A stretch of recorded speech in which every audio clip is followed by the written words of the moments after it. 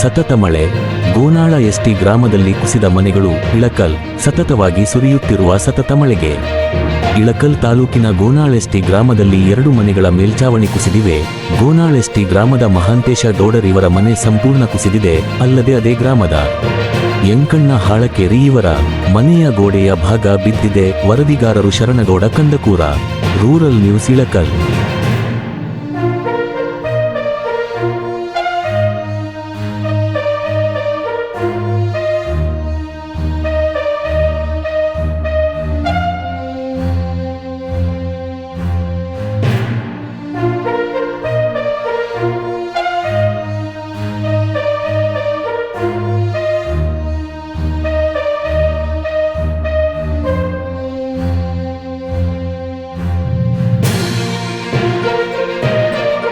ಇದು ನಮ್ಮ ಮನೆಯಲ್ಲ ಮ್ಯಾಗ ಹತ್ತಿಲ್ಲ.